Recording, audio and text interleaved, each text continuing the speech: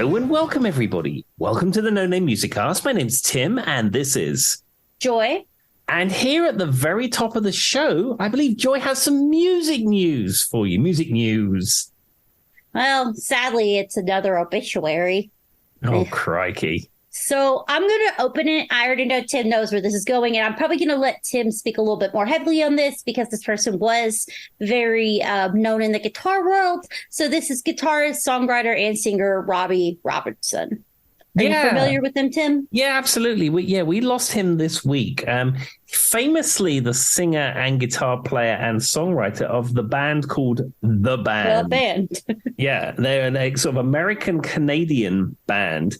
If you're not super familiar with the band, you would know The Wait, or you'd know The Night They Drove Old Dixie Down. It's kind of like old-timey Americana type music, I suppose. Robbie Robertson also had a solo career, sort of in the 80s and 90s as well. And he was also writing scores for films right up to his death. Yeah, they said he worked with Martin Scorsese, whatever that guy's last name is, until basically he passed away and he was 80 years old. He also exclusively worked with Bob Dylan. And I actually think I know more about him working with Bob Dylan than with the band.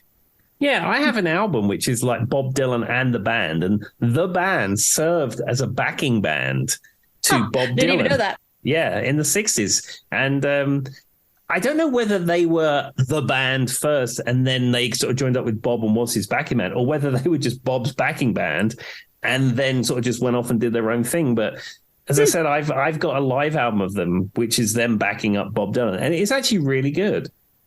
Oh, that's cool. Yeah, I mean, I did kind of go down a little bit of a rabbit hole because it's not something I've heard in a while. And I would say The Night They Drove Old Dixie Down is probably the one song that I would know off the top of my head. Yeah, we do The Wait in Flagger Hill, which is a great song, which is one that you would probably know. That's the one that you probably have heard of out of most of their material. That sounds like a song you'd hear in Southwest Virginia from a local band. Exactly. The other thing about the band is they famously played at Woodstock in 1969. Yes. I was actually looking at little videos and stuff of them.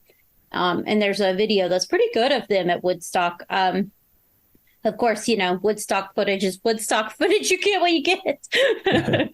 So it's kind of iffy, but that's pretty. I mean, yeah. I'm pretty sad to see him go, but it sounds like he lived a long and prosperous life. I don't know much about his guitar skills, Tim. Did you want to speak on that? Are you familiar with his guitar skills? Yeah, I mean, he was a pretty good guitar player. I mean, he's not spoken in the same terms as a Jimi Hendrix and Eric Clapton, Steve Vai or anything like that. But certainly within the realm of the music he made, he played rhythm guitar and he played lead guitar. And I remember that film that they had, The Last Waltz, released in 1978. It's like a concert type, documentary type film. And one thing that really struck me is he had a Fender Stratocaster guitar, which had Gibson pickups in it. I do remember that. Of course, that's the one thing you remember. And as me and Tim have talked about many times, this is one of our markers of a good musician. In 1994, he was introduced into the Rock and Roll Hall of Fame. There we go. I think when I was last at the Rock and Roll Hall of Fame, I think they had an exhibit celebrating his work there, I seem to remember. Yeah, that sounds about right. I mean, I saw quite a few people, saddened and posting things about him. So he's a fairly well-known person. Well, there we are. We celebrate you, Robbie Robertson. We celebrate your career and rock in peace, sir. As Tim said. Did you have anything else for the people at the top of the show, Tim? Yes, I have a few things for you. So we spoke of last episode or episode before that our friend Paul McCartney, 81-year-old Paul McCartney, is still out there getting it done. He is going back out on tour. And as we said, he is going to Australia to tour. Yes. Now, he has decided to extend that tour from Australia, and he's now going to Brazil. What? Well, that's so random. Yeah, it's a whole load of dates in Brazil. 1, 2, 3, 4, 5, 6, 7, 8 dates in Brazil. And of course, they're going to be huge stadiums because, Paul McCartney is not playing the local social club. He's only going to play these huge places.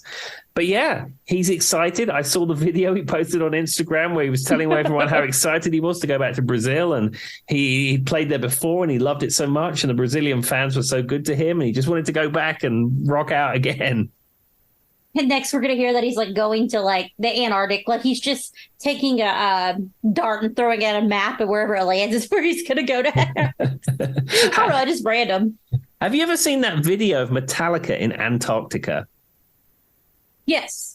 It's so interesting. They just came to the conclusion they had played every continent on Earth apart from Antarctica. So they thought, well, let's play in Antarctica. So they get on some research vessel, which is like an ice-breaking research vessel. And it takes like 14 days to get there or something. Yep. So they get there and they'd set up like this dome, inflatable dome. They were not allowed to make any sound above a certain amount of dB because it would sort of affect the ice shelf and the wildlife. So they invited a load of fans and, of course, all the research people that were in Antarctica.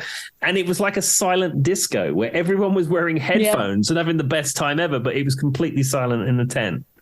Well, and it sounds like it sounds really fun, but it's one of those things that like you're like, yeah, let's do it. And then when you're actually doing it, you're having to travel 14 days over the Drake Lake, which is notoriously known for all that bad weather and stuff, Tim. You're like, why exactly did we want to do this? Do you know what I mean? Like in your mind at first, you're like, yeah, this sounds great. And then you're actually doing it. You're like, maybe not. But it turned out pretty good. It's a cool story, though. It really is. And I mean, they looked like they were having fun if you watched the concert. So. Yeah, I would like to do that, but I get incredibly seasick, so that wouldn't be good for me. Yeah, the Drake Passage is known as like one of the roughest, I guess, things of water on the earth. And so it's either known as the Drake Lake or the Drake Shake. And pretty obviously, whenever it's really bad, it becomes the Drake Shake. And if you've ever seen the videos of people going over it to get to the Antarctic, it's crazy. Yeah, that wouldn't be for me. Yeah.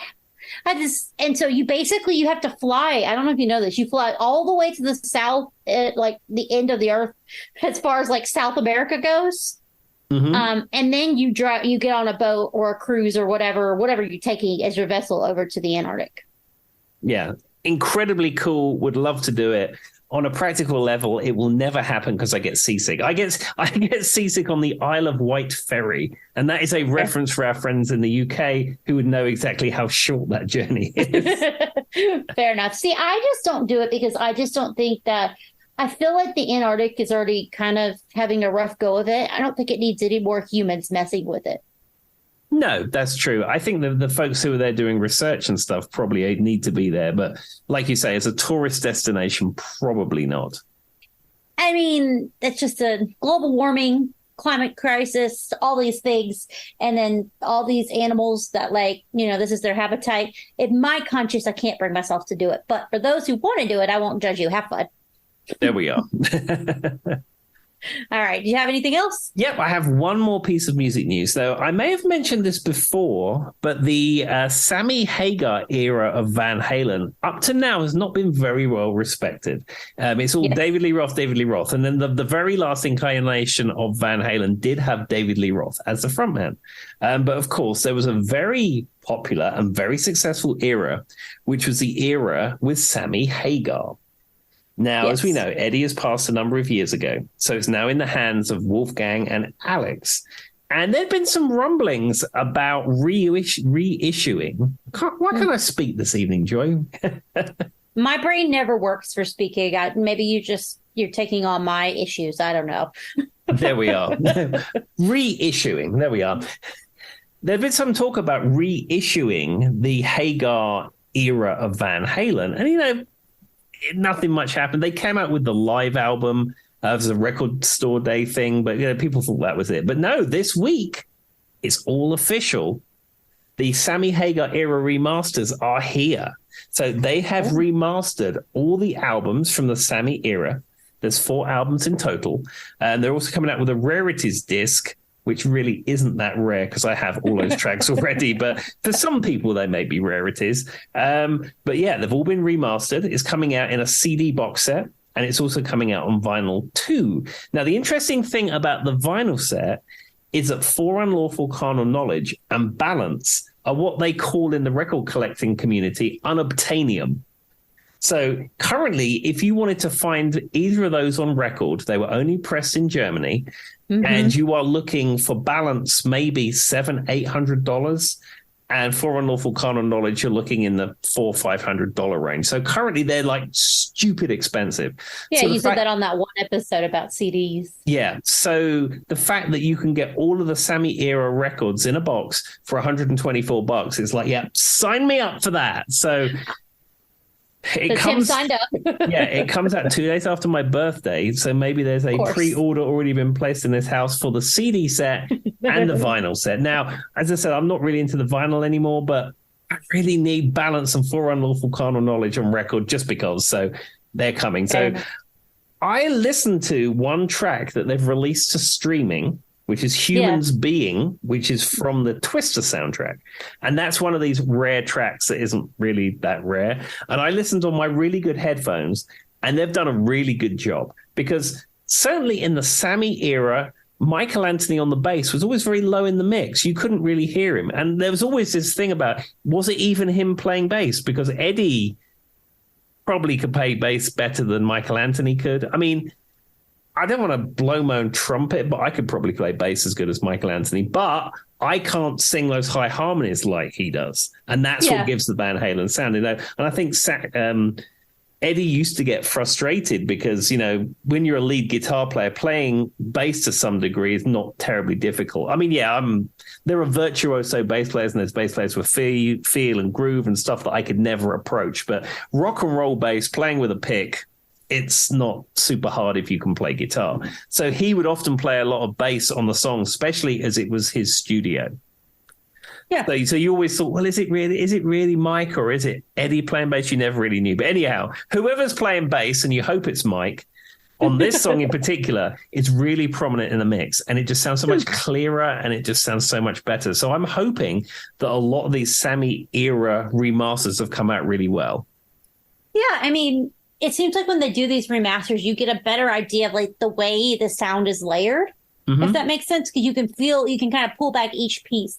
So me and my twin sister Brandon, which you guys have met if you've been listening for a while, she was on one of our episodes. We're discussing this about like music in general and the way music has changed. And I've said it many times is, as you listen to more modern day tracks or it's a remaster or whatever, it used to be like, it felt like everything was one. But when you can hear out those details, that's what you get when you get these really nice things. And you're like, oh yeah, okay, that was like, was that a tambourine I heard? Okay, yeah, I can confirm now that was said tambourine. Obviously, there was tons of tambourines on their albums, Tim. They seem like tambourine guys. I tell you, that's what you think. You when Eddie Van Halen, you always think tambourine.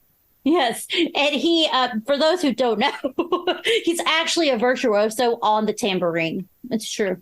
It wouldn't surprise me. He was a virtuoso guitar player, he played drums, he played cello, and he played could keep piano. Rhythm, so yeah, he could play the tambourine. There we are. To be honest. That was a joke, everybody. I don't actually know about his tambourine skills. So I'm very excited. I'm very excited to get these sets. Just because it's new Van Halen product. And I mean, it's not new. All these tracks are old. I mean, 5150 came out in 1986 and then Balance came out in 95 and all the other albums came out between that time. But just have something new and fresh from the Van Halen world is exciting because there's not a lot of that out there. I mean, to be fair, I still think that in my mind, when I think in 1980, I still think like, oh, that was only 20 years ago. No, it wasn't. It wasn't, Tim. No, you're correct. The 1980s were 20 years ago. The 1990s were 5 years ago. And the year 2000 was 3 years ago. And I'm only 24. Obviously. I love that. There's like all these ones on the internet. It'll be like little videos and stuff. And the person will be like talking to somebody who was born in 2000. And they're like, I'm 23. And they're thinking to themselves, how can they be 23? I was born in 1990 and I'm only 23. This is how your brain still thinks.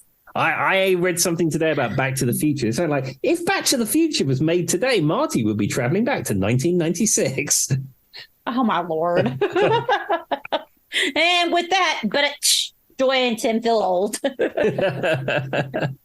right. And that everything you had for the people, Tim? It is indeed. So we're going to hand over to Joy. It's her turn to pick the topic. I don't know what Joy is going to pick. So over to you. Tim will be very excited for this topic. It is an overdue topic. It is a band we have discussed many times. I have weirdly told Tim about my love for this band, even though it doesn't fit my normal, what people think of me.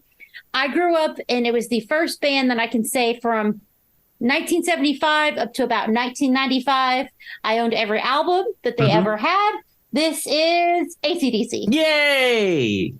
Yay! So we've talked about it in detail. So what I've done is I'm going to just tell you a little bit about AC/DC at the get-go. I mean, they're a fairly popular band, so if you're listening to the podcast, you're very familiar. And then I just picked from their albums all the way up to The Razor's Edge, one song off of each album that I'm going to talk to Tim about and just a little bit of knowledge on them. Okay. And I just picked what I thought was my favorite song off that album. Charlie wanted me to start this episode by telling everybody that his favorite song is I've Got Big Balls. He just wanted to put that out there, and then Dirty Deeds, everyone. Okay. He told me I had to start it like that. And for everyone who doesn't know, I've Got Big Balls is about ballroom dancing or something Tim, like that. What else would it have been about? So he told me I had to start this episode with that. And he's listening, so I'm going there. All right. Okay. So for those who don't know anything about AC/DC, they are an Australian hard rock band. I mean, I don't know if I define them as hard rock, but that's what the Wikipedia thing says. From Sydney. They formed in November of 1973. The group originally consisted of Dave Evans as a vocalist, lead guitarist Angus Young, rhythm guitarist Malcolm Young, bassist Larry Van, and I have no idea how to say his last name. Tim, if you know, I don't know. And then drummer Colin Burgess. The current lineup features Angus Young, bassist Cliff Williams, vocalist Brian Johnson. And that was from 1980 to 2016, and then again in 2018, and then drummer Phil Rudd, which we've talked about a few times on the podcast, as well as rhythm guitarist Stevie Young. Obviously, we all know that they did change to Brian Johnson because their original vocalist passed away, and it was an alcohol overdose. That's pretty common knowledge for anybody who knows a lot about AC/DC. Which camp are you in, Tim? Are you in the Brian Johnson camp? Like, which AC/DC do you prefer? Well, I mean, I don't think they're completely different bands like Van Halen, for example, where Van Halen, Roth, and Hagar are really different bands. Yeah. I mean, AC/DC with Brian Johnson and AC/DC with Bon Scott, they are effectively the same band, though some of the early stuff with Bon is great. I really like it. A Long Way to the Top if you want to rock and roll, for example. Just pulling one song out from that, or Live Wire, or Shot Down in Flames. They are such good songs. They're so raw sounding. It's got such a raw power to it. The Brian Johnson era is a lot more polished. I've only ever seen them with Brian Johnson. But I don't know. I embrace both eras, but I think that I'm familiar with more songs in the Brian era. Well, and I think so, and I'm glad Tim said Bon Scott because I realized the name never came out of my mouth. But I think when it comes to Bon Scott, when you're thinking like High Voltage, TNT, all that stuff back in the day, it's like there's like a drop in the middle for me. I really like the old stuff, and then I really, really liked like The Razor's Edge. Like the stuff in the middle gets lost for me. Those two albums are probably like, if we're looking at just on paper, Let There Be Rock or Power Age or and then like The Razor's Edge, which is early late 1980s, early 1990s. I actually think that that was like a big like one of my favorite albums that I feel like everybody just kind of forgets about. Yeah, I think like you say, the early AC/DC gets all the kudos, and then you got like Back in Black and stuff like that. But yeah, some of those mid-era albums, they do get forgotten about, maybe because they just don't have those big hits on them. I don't know what it is. And I will say, there are a few songs from AC/DC that are on my list of I don't ever want to hear them again songs. Let's be honest. They were, some of the songs were burnt into the ground. I could go for the rest of my life without ever hearing like Highway to Hell. I really could. 100%. I've played that in bands. We played it in Rough Justice, played it at open mic nights. And I think I could probably go with that, hearing that again. All right. So now with just to clarify before we jump into this, with I think was it High Voltage that was released twice? Yes. High Voltage was originally released in 1975 and then TNT, and then they did another release of it in 1976. So I'm not going to bring it up twice, but I am aware that that happened. And there's like an American release and a release that was in the UK and different things like that. Okay. So if you're like a diehard AC/DC fan, don't come for me on that little thing. So what I was going to say, my favorite song on High Voltage is, and this is an obscure one, I'm hoping Tim's very familiar, but I do like Bon Scott's lyrics. I think they're very like intelligent and meaningful compared to later AC/DC, but the song I picked was Little Lover. Yeah, are you familiar with that song? I'm not super familiar with that song, but I have heard it before. And yeah, I think it does strike a slightly different chord to the rest of the AC/DC lyrical catalog. I mean, AC/DC's lyrics are sort of, what am I looking for? Basic. It's fair to say. They get the job done. They're not exploring world peace or something, you know.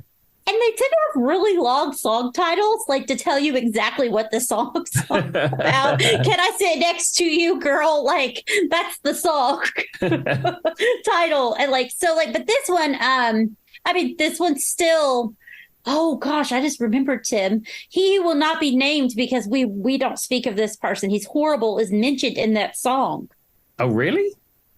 His name, the one that starts with a G, rhymes with Larry. Yeah, because it says little love. I guess because that rhymes with like little, like glitter, like it doesn't rhyme, but it kind of matches. You know what I mean? There's a section in it where he's mentioned in the song. Oh, wow. Maybe I should have canceled this one.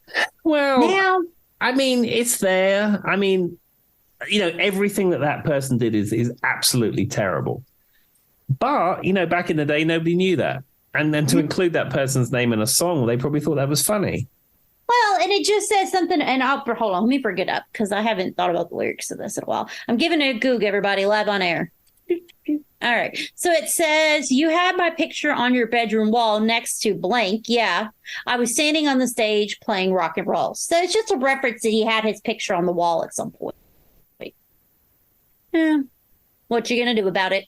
Exactly. But anyway, that was my first one. My next album we're going to go into, which is probably what more people and the one song that Tim absolutely adores is coming up. So this is the album TNT. And my song is It's a Long Way to the Top If You Want to Rock and Roll. Now, this probably is my favorite AC/DC song of all time.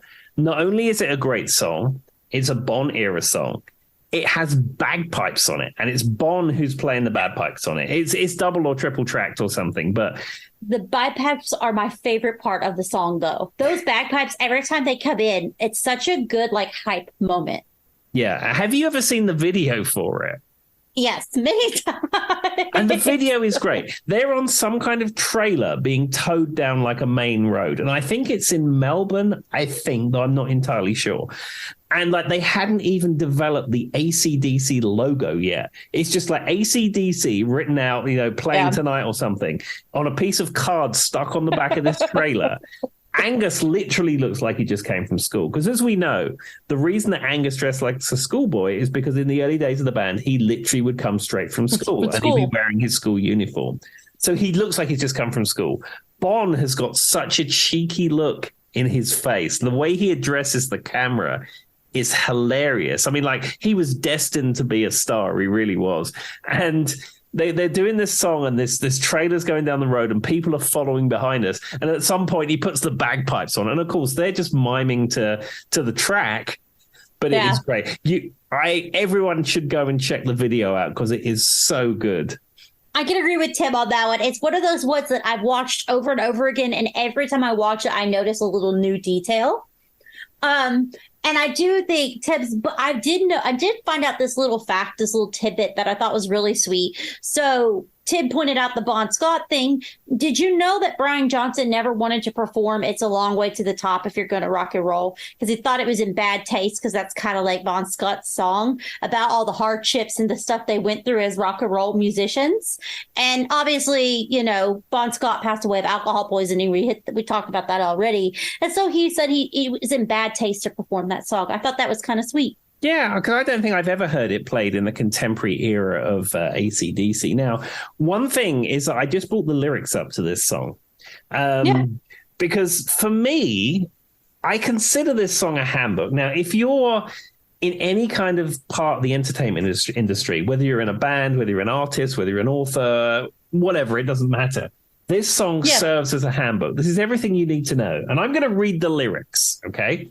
Riding down the highway, going to a show, stopping all the byways, playing rock and roll, getting robbed, getting stoned, getting beaten up, broken bones, getting had, getting took. I tell you, it's harder than it looks. Okay, then it goes into the chorus. Then he says, motel, hotel, make you want to cry. Ladies do the hard sell, and they know the reason why. Getting old, getting gray, getting ripped off, underpaid, getting sold secondhand. That's how it goes playing in a band. I mean, it's beautiful. Yeah, I mean, it's just like everything you need to know about the entertainment industry is covered in that song for you. Yeah, it's very interesting. And I will say, though, the one thing that makes that song, Tim, even more than the lyrics, has to be the bagpipes. And I actually read about, I guess Bon Scott had once been in a pipe band, and he was encouraging them to incorporate it in their songs. I didn't know pipe bands were a thing, but I guess they are in the UK. Yeah, I have the CD box set called Bonfire, which exclusively is the Bon Scott era of AC/DC. And the reason I have it is, one, it's a great box set, but secondly, my friend Hogg had it years ago, and I wanted to get one for myself because I really enjoyed the fact that he had it. And there are some photographs of Bon Scott when he was much younger, wearing his kilt and with his bagpipes. And I think he was in a marching band or something like that. Now, Bon Scott, Bon isn't his real name. And I can't remember what it is, but I should look it up. I just had it up. Hold on, Tim. Hold on one second. I was just looking at it. Because he wrote the song. His full name's Ronald Belford Scott. Okay. The reason he is Bon is because he used to dress in the traditional Scottish stuff with the kilt and the bagpipes and everything. And they called him a Bonnie Scott. Because, his last name was Scott, so he was a Bonnie Scott. And a slang word in Scotland, if you say like a bonny lad, like, a cute lad or a cute girl, you'd say they're a bonny lass or a bonny lad. So he was, they said he was a Bonnie Scott, and that got shortened down to Bon Scott. I just thought he liked bonbons. Who knew? Is bonbon still a thing? I don't know if I know what a bonbon actually is. A bonbon it's like a candy sort of soft, chewy type thing. And then it has like icing sugar around the outside. I need to give this a goog. Hold on. I can't visualize what a bonbon looks like. They're normally pink or yellow or sometimes white. It looks like here it's yellow and red. So Tim's right on. Oh, yeah. And there's a pink one and a blue one. I think they're obviously French. But I mean, I don't think I've ever actually ate one. Yeah, that's like your classic stuff you'd get in a corner shop. I mean, I guess in the UK. or if you'd have gone to a Woolworths when that existed, you'd get it in your pick and mix. Well, if any of our UK listeners have a bonbon and would like to send me one, please let me know, because I'm generally curious now. Well, the thing is, would you want a bonbon after it's sat in the post for 3 weeks? I'll take the chances, Tim. I eat American cheese. There can't be anything worse than what's in that Kraft slice I had with lunch. All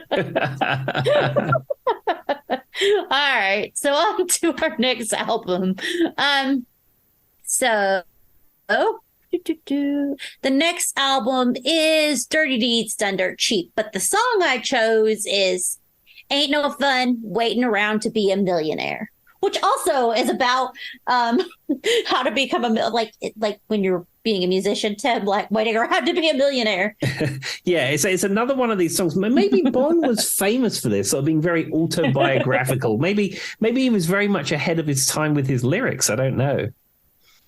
I don't know, but I liked it. So it was written by Bon, Angus Young, and Malcolm Young, of course. And it is AC/DC's longest studio recording. Hmm. And it has a very long song title, as I pointed out earlier. When I was going through this, I was like, their songs are a lot of their earlier song titles are very specific. And then as time goes on, they get less. That's true. And then they sort of later on, they sort of get a little bit more to the point. Yeah, they go straight for it. So this is one of the very few songs. And weirdly enough, I didn't realize this. There's an international version of Dirty Deeds Done Dirt Cheap and an American version. Okay. I did not know that. And the international version was in 1976, but the United States version wasn't released until 1981. No clue why, but the song is one of the very few AC/DC songs, and this is the way they said it, to include a swear word. Around 6 minutes in, Bond sings a line that says something about a jumbo jet that I'm not going to say on air. Well, there we are. I mean, it's one thing to be edgy, but secondly, it's another thing to get that sticker on the front that says parental guidance, explicit content. And I mean, that doesn't really matter these days. But, in the 80s, probably people would lose their mind if they saw that in a Target or something.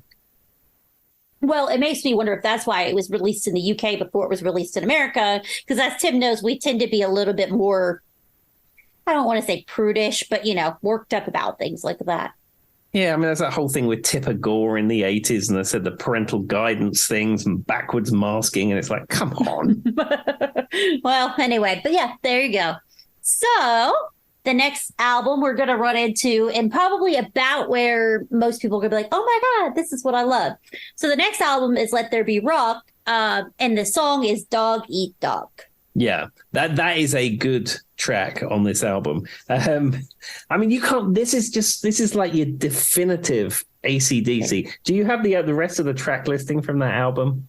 I can if you give me 1 second. I have it open somewhere. I just don't know where I put it. Okay, so it's probably on my phone. And this is probably, I feel like this is like, obviously it's a self-titled album, so we know the song Let There Be Rock is on there. Sure. Album listing. Of course, now that Tim says that, I closed right out of it as I was just looking at it. So there's Let There Be Rock, and then there's Whole Lotta Rosie, which everybody knows. Yes. Bad Boy Boogie, Dog Eat Dog, Go Down, Overdose, Helen, A Bad Place to Be, and Problem Child. Yeah, I like Problem Child. That is a great way to close the album out. But you said it has a Whole Lot of Rosie on there. And I mean, that is still a concert staple to this day. I mean, when I saw them at Wembley Arena, I mean, that was like a huge, big signature track. There was this huge, like, Rosie who appears in the background.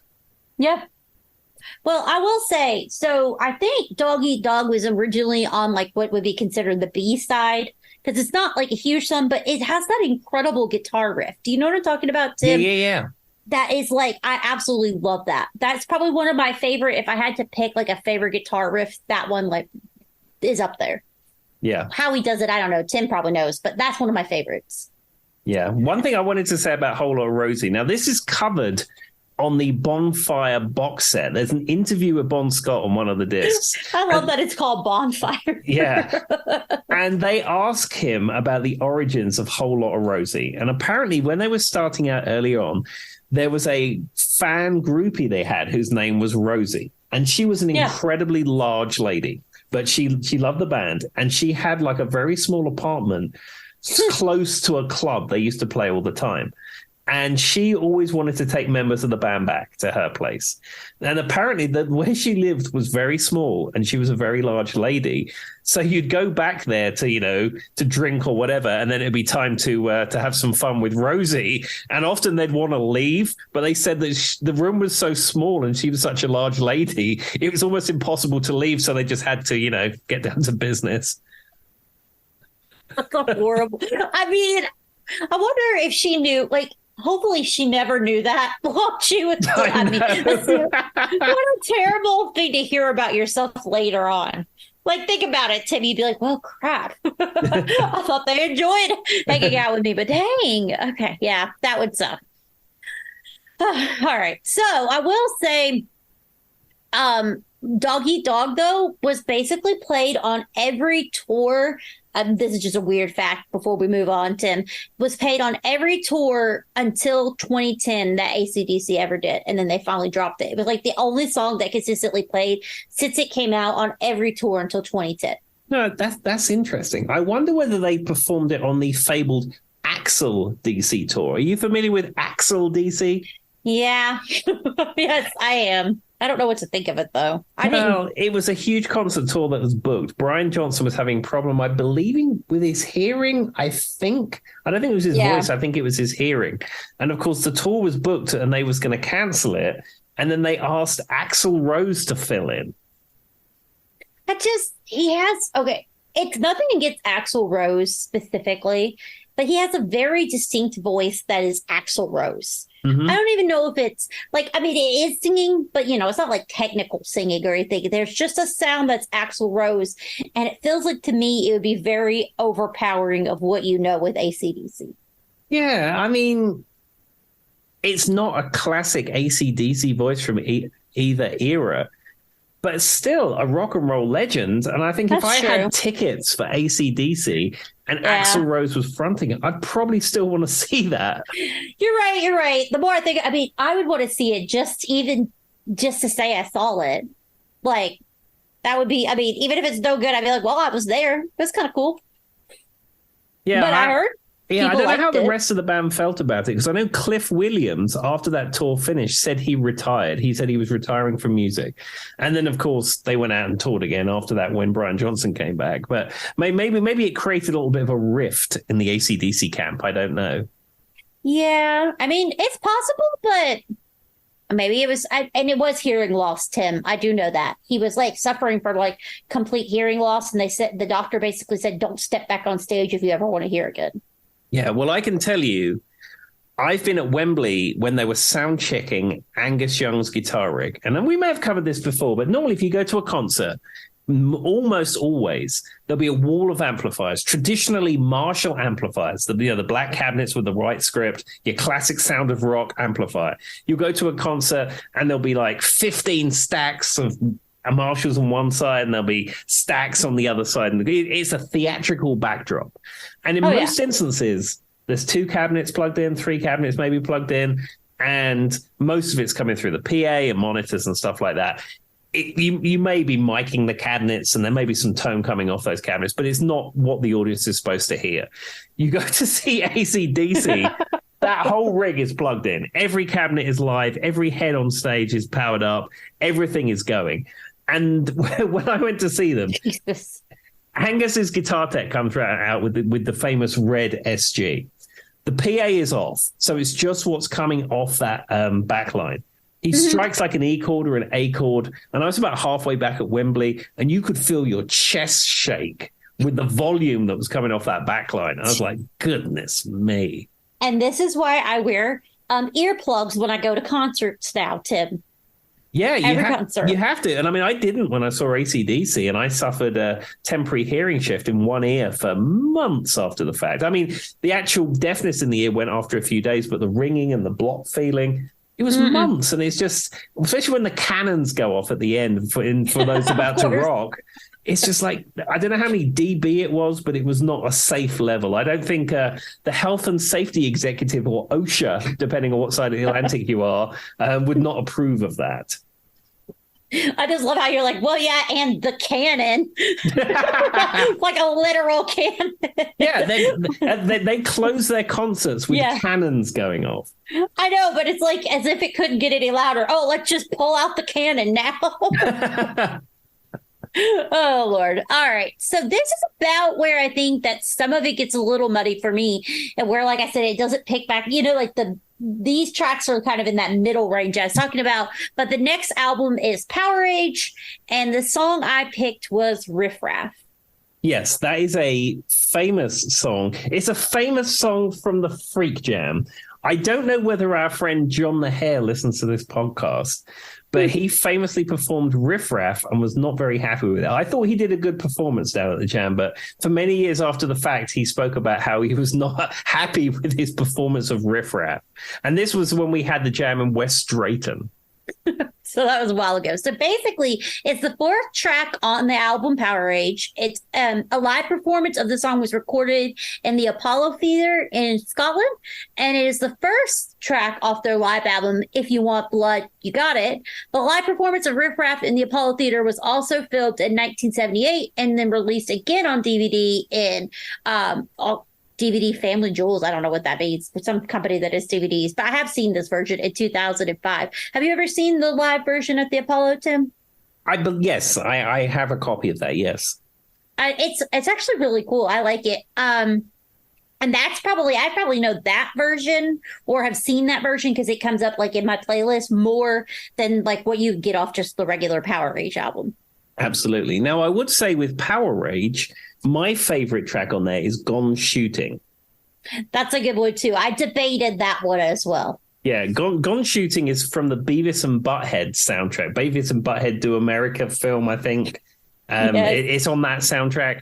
And I bought my first CD copy of that in Cité de Europe, which is a massive shopping center in Calais in France. There was a CD shop there, and I bought my first copy I ever had of Power Rage there. And I don't know what it was. It was I think it was actually in francs at that point. I can't remember, but that's where I bought it. But I do love Gone Shooting.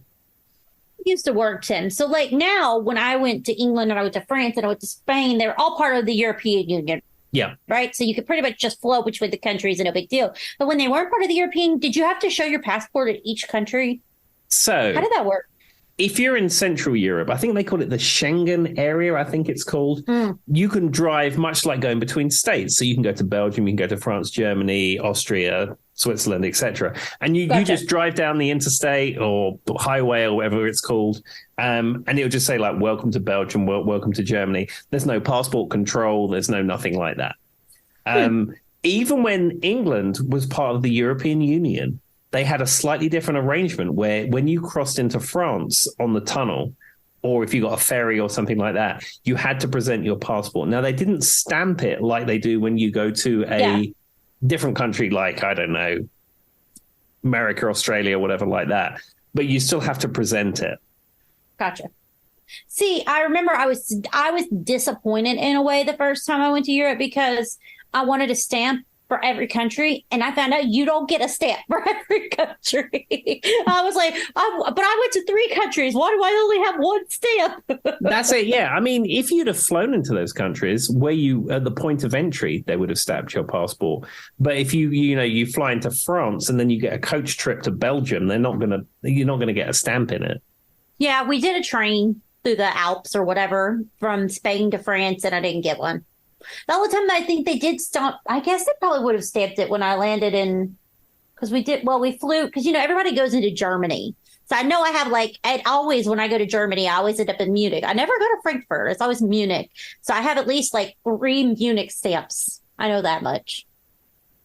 Of course, my passport expired and I had to get a new one, and now I only have 1 stamp, Tim. Yeah, I need to get that going. I need to renew my passport, actually, in about 3 months' time. I'm glad you reminded me. I just made Charlie do his, so I'm good at that, Tim. That's what the point of this podcast is, everyone. If you have not renewed your passport, please go renew it. Yeah, and if you don't have a passport, get one. Even if you don't, it's just a good thing to have around.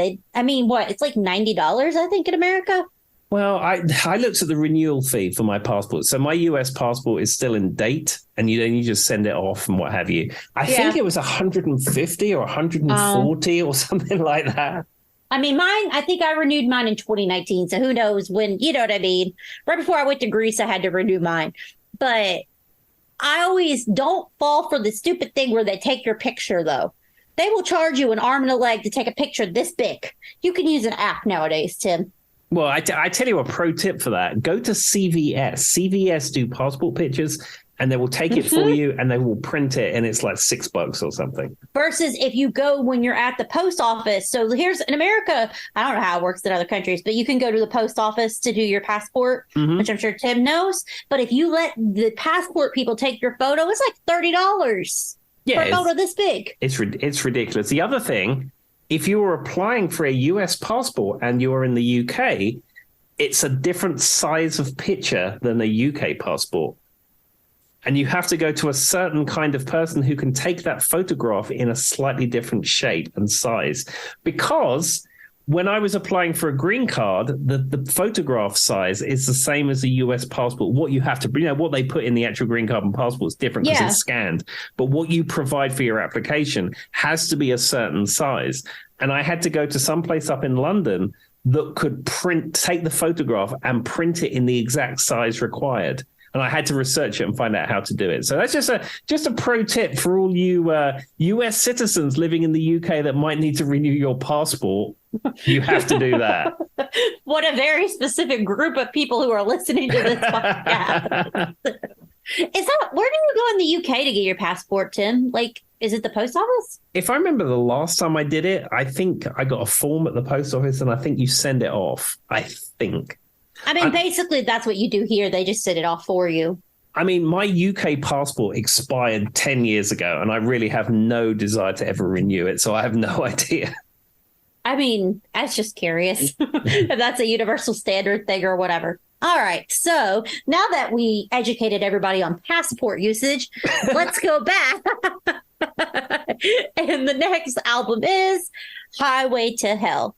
And my song is Girls Got Rhythm, which I love that song. Yeah, that is a fantastic song. I mean, all of that album is superb. But yeah, Girls Got Rhythm is a great track. And it's a song that really has a great memory for me. When I first joined Rough Justice, which I think was 95, actually it'd be 95 when I first joined Rough Justice, that song was in the set. And we used to play that very early on. And then it got dropped a few years in because Hogg always used to say we didn't do the backing vocals and it didn't sound right without the backing vocals. But I always thought he did a really good job. It didn't necessarily need it. But whenever I hear that song now, it reminds me of those early gigs with Rough Justice. We did Girls Got Rhythm. It was, I don't know, it was just a great time. That once again sounds like a song I could hear play most cover bands. I feel like it'd be a popular one. It's fun, might make people dance a little bit. It's got like that rock kind of like, I don't want to say jazzy, but almost like a dancey feel to it. So I see how that one would work. And it was released as a single for the album. Obviously, we know that this is a self-titled album, so Highway to Hell was on there.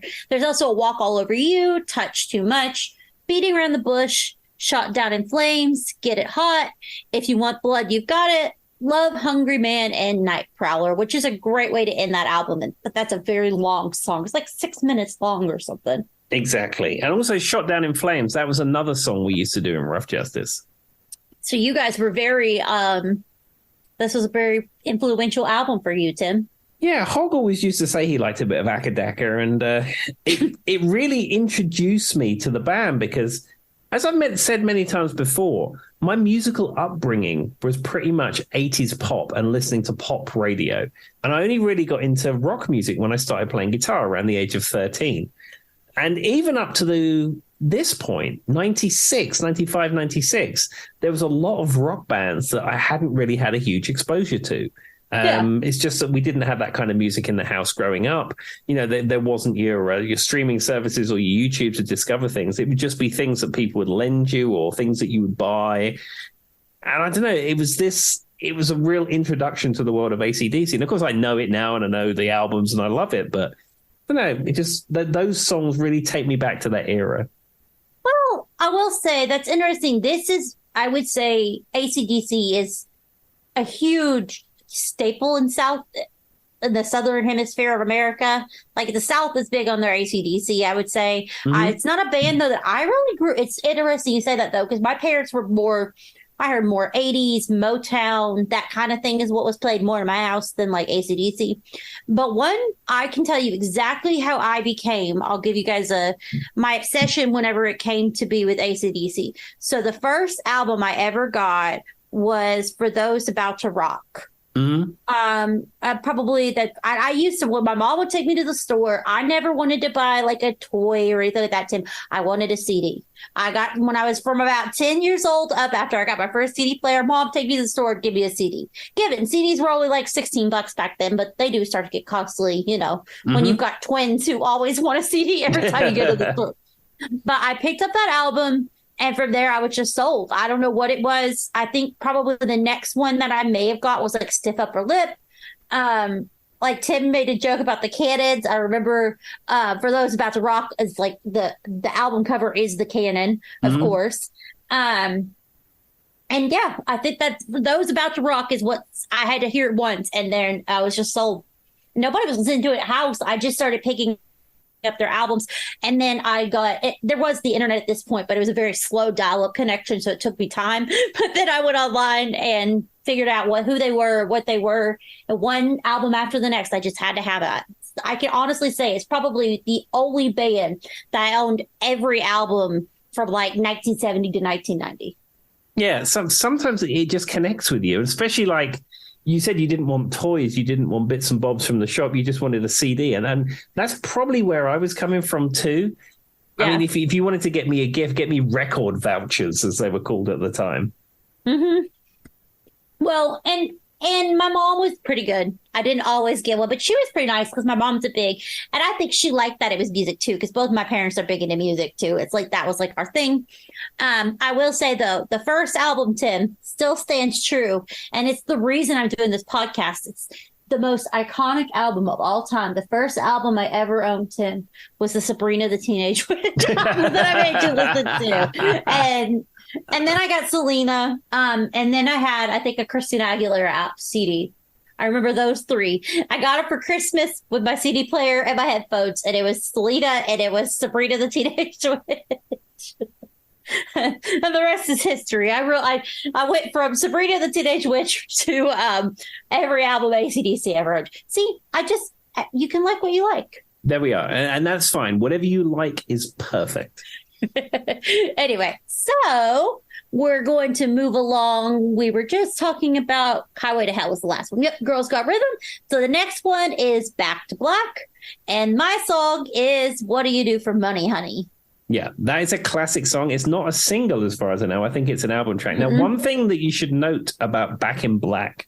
Now, Back in Black was the very first album that had Brian Johnson on it. Mm-hmm. And it was recorded very soon after the death of Bon Scott. It was something like 8 months after the death of Bon Scott that album was released. So, they had this devastating loss that they lost Bon. And then they find another singer. And they must have had a lot of these songs already, not ready to go, but they must have been thinking about a lot of these songs and having them sort of thinking of another album. So Brian Johnson comes in and he co-writes a bunch of these songs. And of course, the song Back in Black is his tribute to Bon Scott. Yep. And as many people have said, AC/DC were a great band with Bon Scott. But that Brian Johnson comes along and records this album Back in Black. And not only is it probably the best AC/DC album till that point, it's probably the greatest rock album of all time. It has like the most legacy influence, like when you think of like a turning point. So I have the track list, so we'll just go through it. So it's Hell's Bells, which also is a favorite of mine. Shoot to Thrill, another favorite of mine. What Do You Do for Money, Honey? Give the Dog a Bone. I mean, those are all songs that most people know off the top of their head. Yeah. And that's just, and then it's Let Me Put My Love Into You, of course, then. And this is what's crazy is this is the B-side, everybody. It's Back in Black, You Shook Me All Night Long, Have a Drink on Me, Shake a Leg, and Rock and Roll Ain't Noise Pollution, which is my other favorite song on this album. Yeah, I mean, every one of those tracks is amazing. It's all killer, no filler, all the way through. Now, one other interesting thing about Hell's Bells. So it opens with the chiming bell. Yep. Now, apparently, they had a special bell made for that song. And I think originally the song was in a different key or the song had a different sound to what ultimately came out. And when they struck the bell, it didn't quite work within the context of the song. So they recorded the bell and then they slowed the tape down to alter the pitch. Oh, that's really smart. Because then it kind of slows it down. It gives it that intensity. I hear it now. I wouldn't have known if you hadn't said that, but they are very drawn out, intense sounding bells. Obviously, that's on purpose. But yeah, I will say this of all their albums are probably the biggest album that everybody would know. Now, I will say I could go at any day of my life without hearing You Shook Me All Night Long again. Oh, I agreed. It's overplayed. I mean, I've played it in bands before. It's a great fun song to play. But yeah, it's almost getting into that "Don't Stop Believing" Bohemian Rhapsody era, depending on what you listen to.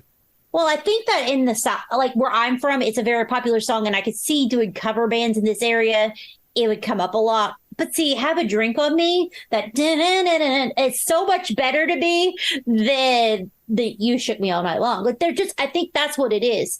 I get why it's popular because of the context and it's fun or whatever. But like Have a Drink on Me, I feel like it's such a cooler song. Agreed, absolutely. And I said that the non-single tracks off this album really do stand out. But equally, the single tracks are great. Now, one thing I would say about Shook Me All Night Long, when I saw AC/DC at Wembley, they didn't open with this. I forget what they opened with, but it was a few songs in, and then they had a video screen at the back. And he started the riff of You Shook Me All Night Long. The video screen parted in the middle. And this huge statue of Angus that was almost as tall as Wembley Arena comes through the middle of the video screens. And it's a bronze statue, like it's not really bronze, but it's made out to be a bronze statue of Angus. I get it. And he's playing the SG. And and he's like the SG comes around towards the audience, and then fire comes out of it, and then it comes in. Then the drums came in, and it was just like this is theater. This is choreographed theater, and it's amazing. See, and that's what I think that I talk about. I do get that some people find that banter to be over the top and not necessary. But if I'm going to an AC/DC concert, that's what I want to happen, Tim. I know going into this, that's the experience I'm going to have, and that's what I want. Yeah, they embrace the Spinal Tap style parody. They really do. Because I mean, everything about playing in a rock band really is ridiculous. I mean. Even if you think about it, it's like middle-aged men jumping around on guitars with ridiculous amplifiers behind them. One of them still wearing a schoolboy's outfit. Yeah, singing about girls and cars. I mean, everything about rock really is ridiculous. But I don't know. There's something about the AC/DC performance. It's like they just embrace the parody of it and they just own it. And I would rather that than the alternative. They know it's ridiculous. They know it's fun. But it's not noise pollution, Tim. That's really what they want to drive home. Yeah, rock and roll is not noise pollution. Oh, Lord. All right. So with that being said, let's head on back. But yeah, that album that's if you guys take nothing from this, listen to that album from beginning to end. When you have a moment, it's one of the few albums that I really do believe you have to listen to from beginning to end. Yeah. Makes all the difference. 100%. I won't judge you, though, if you do have a little swap over You Shook Me All Night Long. So for those who don't know, we kind of really did not talk about What Do You Do from Bunny Honey. The song's really just about a woman of the night that Brian Johnson follows, and she drives a luxurious car and lives in an apartment. Yeah. There you go. So we're going to walk into For Those About to Rock, and I went with the self-titled For Those About to Rock. Yeah, as I mentioned before, this has been a concert closer for many, many years. And when he says, "For those about to rock, fire," and then the cannons go, and it's just, if you haven't had your eardrums assaulted enough during 2.5 hours of AC/DC, those cannons firing off, it's just like any hairs that you have left in your ears have just all died. Well, and it's that picture with the AC/DC logo with the cannon is like burned into my brain. Might be one of the most iconic logos that's ever lived in the history of the world. And that's what's on the album cover as well. I mean, it's just an intense, in-your-face song about saluting people who like rock music. That's true. And then there are some really good tracks on For Those About to Rock, because, of course, this was the follow-up to Back in Black. But it tends to get forgotten to some degree apart from that track. It's true. I think that, the fact that they're throwing cannons at your face make all the difference. But I've got it right here. Let's look at the song list. For Those About to Rock, Inject the Venom, Spellbound, I Put a Finger on You, which is a good song. Let's Get It Up, Snowballed, Evil Walk, COD, Breaking the Rules, and Night of Long Knives. I would say For Those About to Rock and I Put a Finger on You are my two favorite songs of the album. Yeah, I don't think it's anywhere as strong as Back in Black, but this song is just iconic. Yeah, and I think it's one of those things that I feel like we've all, by the way, do you know who the producer on this album was, Tim? Robert John Mutt Lang. Yeah. He strikes again, everybody. He also produced Back in Black as well. Yeah. It's just funny because before this podcast, I had seen him on like Shania Twain's albums and I had seen him on the ACD, but I never like really thought about him. And now that you have brought him to the forefront of my brain, it's like every time I turn around, Mutt Lang's name is on something. Like, how much money is that man worth? He has to be worth a lot of money. Wow, 100%. And as I said, he lives a very quiet life. He doesn't give interviews. He doesn't live the rock and roll lifestyle. He's just, his own man. He lives his own life. I mean, he's not like Bob Rock, who's the producer that famously produced the Metallica Black Album. Or, you don't say you see him around, but, he's interviewed and he's out there. Mutt Lang's a very private guy. He goes in and does the work, and then he just disappears back out to his house. And that's why I had never really, you know what I mean? Because he is so private, Tim, didn't know much about him. I knew he was a record producer, but until Tim mentioned to me he's the one doing the backup vocals on a few songs, I don't even think that registered with me. Because we were talking about somebody's backup vocals on a Shania Twain song, and Tim's like, yeah, that was Mutt Lang. And I was like, of course it was. Okay, I Googled it. He is worth $225 million. Well, there we are. And he deserves that, and he should enjoy that money because he's helped create such good music over the years. What, Bryan Adams, Def Leppard, Shania Twain. Oh, AC/DC. I mean, the list goes on. There you go. And obviously, if Mutt Lang listens to the podcast. And he does. We would like to give you an exclusive interview that you don't do those very often. Anyway, so we kind of went into it. I did have a little blurb about For Those About to Rock. I was just going to tell you guys. So what is For Those About to Rock? It came out with Malcolm and myself. This is actually, I'll explain that. This is Young speaking. It was a combination, Young explained, revealing he wrote a little guitar thing in the intro of the song. Malcolm had this guitar chordal progression. So the two of us worked out on that. The way he speaks is kind of embarrassing. We came up with the verse idea of it, Young explained. And the funny thing is, when we got to the chorus, we were like, okay, what are we going to sing on this? And for me, I just thought, well, sometimes I go back to something I've read somewhere, and there was this writer, Robert Graves, I believe his name was. I think he had a book out, or he had a story out, or a paper. This is because he did a lot of history stuff. And as I read it, it was like For Those About to Die. And he went into a day about being in a Colosseum or something in Rome. And I thought, that might fit. So the original words were For Those About to Die. And then they just worked on it. And eventually they added For Those About to Rock. Oh, interesting. There you go. Yeah, I realized that was a very roundabout way of saying it, but that's the way he's quoted in the but I just thought it was funny that's like, I mean, it makes sense too. But yeah, I don't think I would have ever known that that's what it was. All right, Tim. Well, we are going to step into, I'm going to do a little bit of a jump. So for those who don't know, For Those About to Rock, you had Flip of the Switch, Fly on the Wall, Blow Up Your Video. I'm going to skip to The Razor's Edge and Stiff Upper Lip because those are two of my favorites, and I wanted to hit all those, so this is a pretty long episode. Okay. So with that being said, my favorite, and I think controversially, Tim might come for me, my favorite AC/DC song is The Razor's Edge, Money Talks. Yeah, money talks and BS walks. That's what he says in that song. Yeah, that is a great song. It has a really good video that goes with it. And it's I would say it's not a ballad, but it's very peppy. It's in a major key. And it's maybe the most sort of up AC/DC song of them all. It doesn't quite rock as hard as some of the other songs. Which may be why, but I think that part of that comes from the time frame it was coming out. So for those who don't know, The Razor's Edge came out in 1990, and pop music was really popular in the early 90s. Yeah. And they hadn't, Flip of the Switch, Fly on the Wall, Blow Up Your Video weren't really that popular. Basically, for those about to rock, then they came out with The Razor's Edge, which has that iconic, I still see, that was probably one of the second or third albums I bought. That little red, like literally looks like a razor went through it with the gray and silver around it. It just is very imprinted in my mind. And I always have Money Talk stuck in my head. There's not like a 6-month period where at least one day, Tim, that hasn't came in my brain. I don't know what it is about that song. It's just an earworm.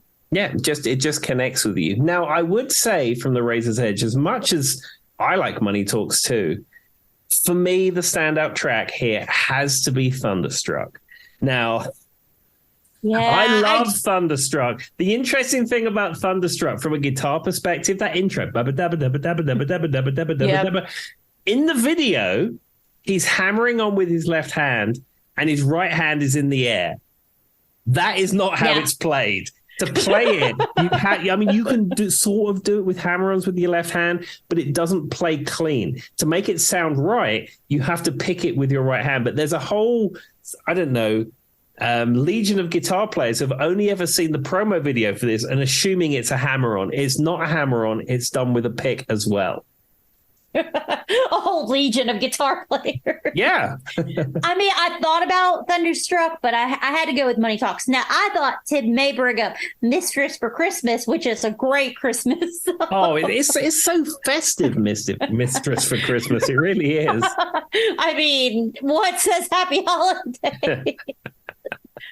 And for those who've never heard it, just go give it a Google later. It's absolutely ridiculous, but it's amazing in its own right. Yeah, it's one of those ones that every Christmas I'll often take all the Christmas songs off my computer and put them on a CD or a USB drive or whatever, and we'll listen to those. And Mistress for Christmas always comes up every year. All right. So with that being said, I am going to end it with Stiff Upper Lip, which I think they had Black Ice and Rock or Bust after that. I'm going to be honest with that. I'm not familiar with either of those albums very well. This is about Stiff Upper Lip came out in 2000. This is about where my AC/DC love kind of fell off. The song I picked, though, was Can't Stop Rock and Roll. Yeah. Now, they played that in concert, I believe, because it was the Stiff Upper Lip tour was the tour that when I saw AC/DC at Wembley Arena. And in fact, the cover of Stiff Upper Lip is the bronze statue of Angus, and that's what was replicated on the stage, which breathed fire, and also devil horns came out of its head at a certain point in the performance as well. Now, I thought when you said cover, I thought you were talking about Twisted Sister did a cover of that song. Have you ever heard it, Tim? No, I've never heard that. It's pretty good. Dee Snider doesn't sound bad. I was shocked. It came out in 2018. It's not a new, it's a pretty new thing. I happened to be Googling, and I was trying to find the AC/DC version, and I ended up on the Twisted Sister version. That's interesting. There you go. I knew something. Other than that, it wasn't a super popular album. Obviously, there's the song Stiff Upper Lip, which would be what most of our listeners would know. Meltdown, House of Jazz, Hold Me Back, Safe in New York City, Can't Stand Still, Can't Stop Rock and Roll, Satellite Blues, a word I can't say on the podcast, Come and Get It, All Screwed Up, and Give It Up. Yeah, what's the New York City song? Is it I Feel Safe in New York City, did you say? Safe in New York City. Yeah, that was a song that I like. I think they may have performed that one too live. I'm not sure. You find a lot of legacy acts like that when you go to see them. They play a token 2, maybe 3 songs off their new album and then just play all the classics. And I think that was one that they played. They certainly played the song Stiff Upper Lip. I do know that. I think they may have even opened with that. Probably. I will say the Safe in New York City has an interesting music video. They're in a tunnel under New York, I think. And that's the whole concept of the music video. But yeah, that's about where I don't want to say I lost my love for AC/DC because I still listen to them all the time, but that's where my album collection ended. Have you listened to either Black Ice or Rock or Bust, Tim? Yes, I have both of those albums. The song Rock or Bust is actually a really good song. And I think they played that at the Grammys or the MTV Music Awards or something like that. And it was really good. The problem you have with the later era AC/DC, the last 2 or 3 albums, they had an album called Power Up as well, which came out a few years ago. They become quite formulaic. There's no Back in Black on there, or there's not really any songs that you listen to that really grab you as that is the song from that album.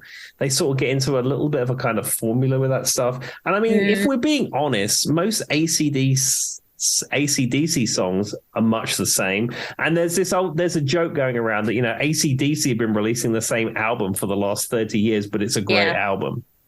It's true. And that's what I said. It's kind of like, for me, some of that in the middle just kind of pushes together. But for a band that I can say, no matter how many times I listen to their songs, they still got some of the coolest guitar riffs you'll ever hear. They've got really fun, like we were talking about the bagpipes. I find that really interesting. And I think what I like about them, and what Tim said earlier, I never really thought about, is they don't take it too seriously.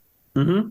I mean, when your lead guitarist is dressed as a schoolboy and his solo is him stripping, I mean, how can you take that seriously? But I mean, Angus Young is a really, really good guitar player. I mean, again, he's not Steve Vai, he's not Eddie Van Halen, but he has such an identifiable sound, and it's him. And his sound is the SG into the Marshall on 10-10-10. It's such a classic rock sound.